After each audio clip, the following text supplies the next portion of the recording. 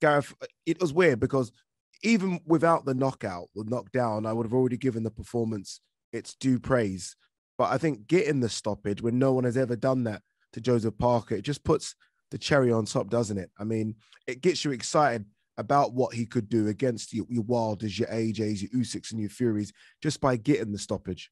Yeah, it's a huge statement of his power, resilience, will to finish, and how he actually goes about people. That's why that moniker, that ring sobriquet of the Juggernaut, is so right, and he proves it every time. It's not there's nothing fake about it. It's genuine. He is physically, I mean, again, at 37, he was 37 on September the 29th. Sorry, on September the 19th, rather. He lives up to that reputation, and it's fearsome. At the top of the show, you mentioned how there are parallels with the physicality of George Foreman. Yeah. And there's no question about it. And when you stand next to Joe, he's a big 6'7" as well. Broad, huge. He was the heaviest of his career, weighing in 271 pounds. Didn't seem to take anything away from him. Yes. He took massive shots from Joseph Parker. In fact, if anything, there was a quadruple left hook, a la Joe Frazier at one point, late in a round, from Joseph Parker on Joe Joyce. And he just stood there and took it, and as if it was nothing. He just swallows up punches that may catch him out in the end against the very biggest punchers. But I can't stress it enough. No wonder Frank Warren was grinning from ear to ear on Saturday night. He has got, with the developing Daniel Dubois, with Tyson Fury at the top and Daniel Dubois and Joe Joyce in the middle, three of the most thrilling, potentially exciting heavyweights in the world there as a trio. Joe Joyce is special. There's no doubt about it. He's a force of nature. That's how I'll put it. Force of nature that will not be denied. Agreed. And I'm happy you mentioned his weight there, because obviously, look, he came in at 19 stone plus. And it's funny because we always talk about AJ's weight and, what's AJ's ideal weight, because, AJ's very muscle bound and the lactic acid. With Joe, he's a very, and people might take this the wrong way when I say the word I'm going to say, but he's a very natural 19 stone. And what I mean by that is it's not muscles, is it? It just, like with AJ, you kind of feel like, okay, AJ's going to get tired. Joe seems to carry that weight so much better than any other heavyweight. And I agree about he's a force to be reckoned with. Like he has everything. Like he threw, and I saw a stat after the fight that he threw over 800 punches. And I was thinking, he's a 19 stone heavyweight. Yeah. So he's going to outwork you. 9 times out of 10, he's bigger and stronger than you. We know about the chin, which, it will catch up with him one day. It catches up with the best of them. But he also has an engine as well. So he's got everything, and watching that fight back, he's got a great jab. He looks like he's got slow feet, but what he really is doing is cornering you, almost a la Gennady Golovkin, the way he seems to kind of just work you into a corner where you feel like, I should be able to get out of this, but I can't. I mean, a very, very dangerous heavyweight. And we mentioned his age, but until, I think we almost need to park that now, because until I start to see it's slowing him down as a reason to kind of mention his age, if someone told you Joe Joyce is 32, you'd believe it. There's nothing about him that looks like a 37-year-old man slowing down. If anything, his output over the last couple of years has got better.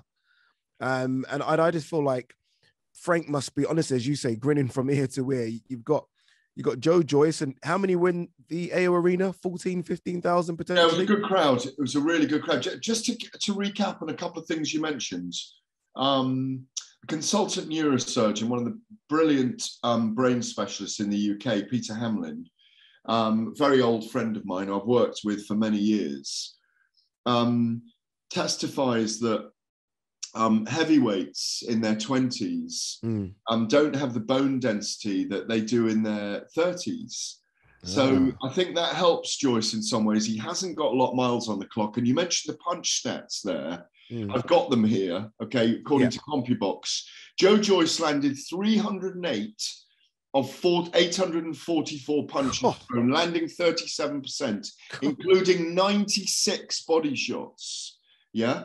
Parker landed 147 of 56, 26%. Joyce had a significant advantage in punches, landed from the 6th round onwards. And we said, I mean, I picked Joyce to win. I'm not crowing about that, but I just think he's got something special about him. And I thought he'd come late in the fight. But how significant is it that we thought the punch output would be higher from Joseph Parker, but it clearly wasn't in the end? No, honestly, I think, look, in hindsight, it's a beautiful thing. But as soon as I saw Joseph Parker weigh in, career heaviest, and look, I speak to Andy quite a lot. I was like, have they got it wrong here? They almost weighed in at that weight to almost go toe to toe with Joe Joyce, whereas I thought he'd be moving around and very soon Parker was defending off the ropes, wasn't he? For much of the fight, he was having to defend off the ropes because it didn't matter what he hit Parker with, he just couldn't. When he hit Joyce, he couldn't keep him off.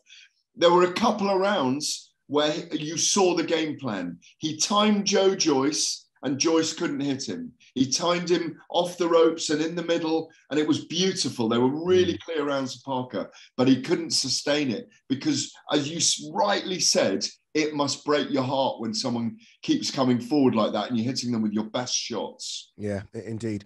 Realistically, and look, we know he's the WBO interim champion, and in an ideal world, he wants Usyk, right? That's the fight they seem to be asking for now, whereas Usyk seems to favor maybe waiting for Fury AJ or Wilder. Realistically, what fight do you think Joe Joyce has next? Well, weirdly and realistically, it can play out that he's the interim champion.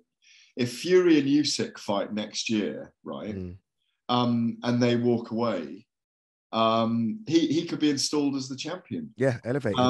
Weirdly, which it's not satisfactory, that, but who does he fight next? Oh my God, they could throw him in with anyone. But I mean, God, who wants that next? It might be Manuel Char. Because Manuel Char's revealed today that he was signed by Queensberry to fight either Tyson Fury, Joe Joyce, or Daniel Dubois. Okay, well, it could be then. I mean, if you're Joe Joyce as well, you've got the not an excuse, but if you're frank, you've got, well, no one wants to fight Joe Joyce, so we have to get him someone.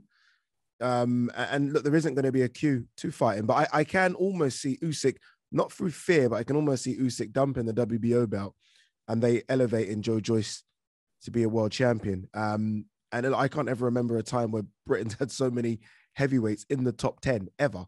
Well, it's incredible. Yeah, I mean, it's 4 or 5 or 6, isn't it? The thing is that what they could do, Joe could, if it depends if he wants to fight again, earn more money. Because the likelihood is, well, again, we're sitting waiting to see if, even though I know we'll get into it, it all plays out on this chessboard at the moment. The next moves that happen around Dillian White as one, and we'll come to that in a bit. Dillian White, I think he's a viable opponent. Dillian White is a free agent, isn't he? Anthony Joshua, Tyson Fury, and Alexander Usyk. And maybe where Deontay Wilder goes next. If Deontay Wilder fancied a fight with Joe Joyce, that's massive in the UK. Oh, my Lord. I know, it's a massive fight. My Lord. If Deontay Wilder travels over here to fight Joe Joyce, oh, Lord. There are loads of options, basically. Take my money now. Whatever it is, I'm paying to watch Joe Joyce Wilder. Quick one on Joseph Parker. Look, hopefully it's a long rest because, you know, as a fan of his, those last few rounds were kind of hard to watch, and credit to him, he never gave up. What would you do with him now, aside from take 6, 7, 8 months, whatever he needs to take to heal mentally and physically? After that, again, look, he's in the heavyweight division where there are so many good fights. He's only 30. There's loads of things lined up for him in the future, isn't it? Yeah, I mean, he's got to recover. I mean, for the moment, he becomes a nearly man in the talks of the top 5 or 6. You know, and again, with his, I think it was his left eye closing and his right eye seeping claret all over his face. He's got that cut's got to recover. He's got to recover from, as we said, 308 punches, 96 body shots from that behemoth juggernaut. So he's still an ambitious guy, but like you say, I think maybe 8 months, even a year out. Yeah. Now, and you know, Dillian White fight again is there. They had war the last time they were in the ring together, so that would be a great fight. But I don't really know the route for Joe at the moment. Just, you know, a bit of peace rather than war, I think. Indeed. I mean, Andy Ruiz potentially as well. They had a good fight in New Zealand years ago. Andy wants that get back. So loads of fight, loads of money on the table as well. But health comes first. He does need a big rest.